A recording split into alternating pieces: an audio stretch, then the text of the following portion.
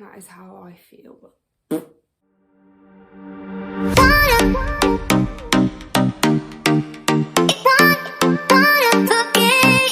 Hi guys, welcome back to my channel. I hope you are all doing well, hopefully having a better day than me. So as you can tell by the title, I wanted to film a little video on my experiences with withdrawal from Duloxetine, which I'm currently still going through. A little disclaimer, I am not a medical professional, I can't give any medical advice or anything. All I am doing here is sharing my own experiences in the hopes that it helps someone feel less alone. So duloxetine is traditionally an antidepressant, but it can also be used for chronic pain. So I was prescribed it for my endometriosis pain to try and help manage some of that. I started on 30 milligrams every day, went up to 60, and I was on that for around 5 months.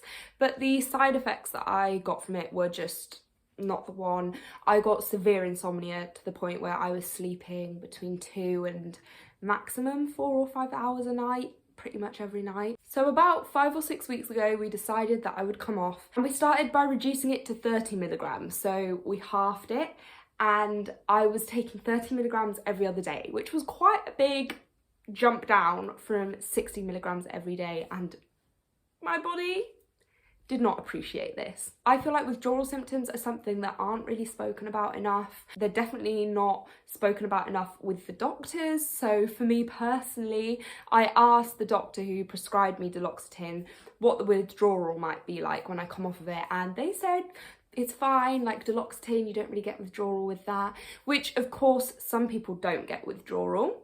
Some people, however, like me, do. I got something that I had never heard of before this whole situation, and that is something called brain zaps. So brain zaps are considered a sort of sensory issue that can occur when you are withdrawing from certain antidepressants. I don't really know how to describe it other than, for me, it feels like a mixture of my brain having an electric shock and dropping.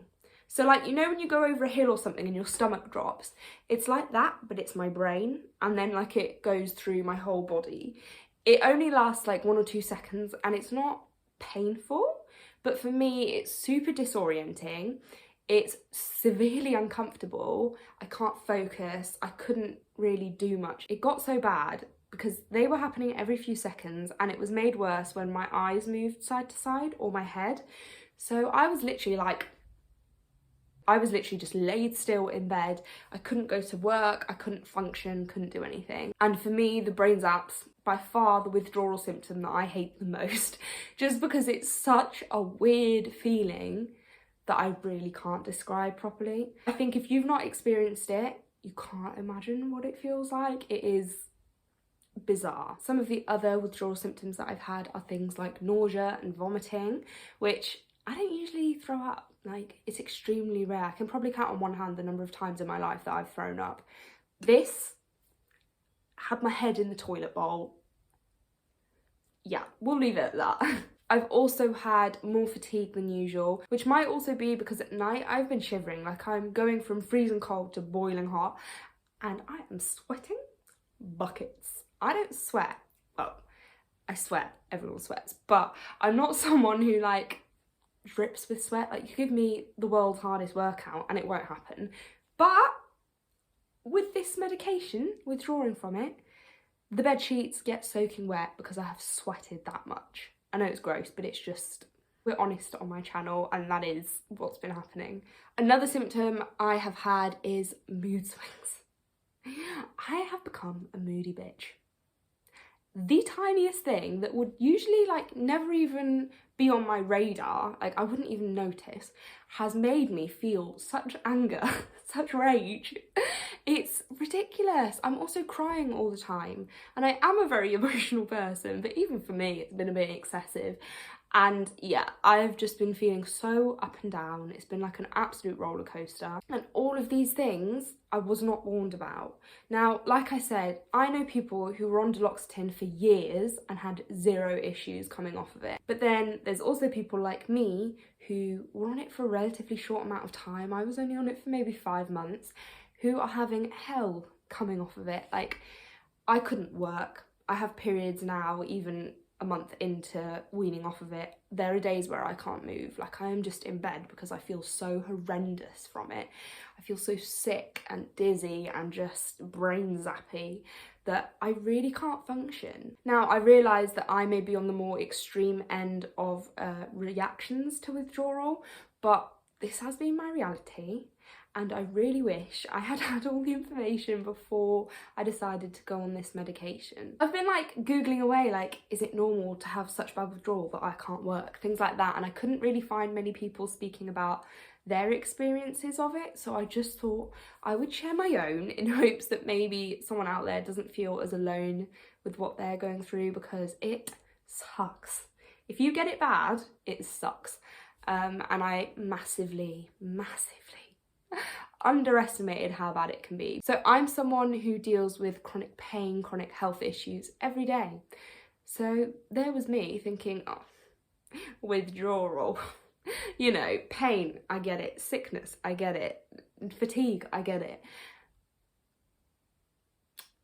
But this is a whole nother experience, particularly with the brain zaps. That really threw me.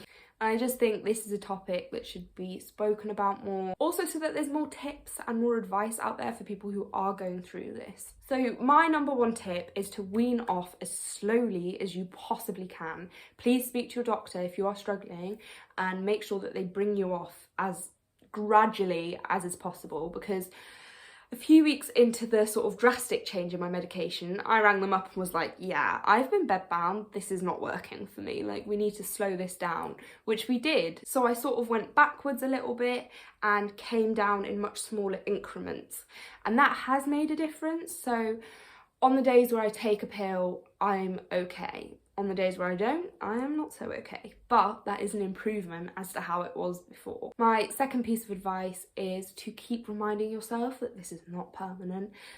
That's what I have to keep telling myself, that this will end after, I don't know how long, but usually they say withdrawal symptoms go away about 1 or 2 weeks after you completely stop taking the medication.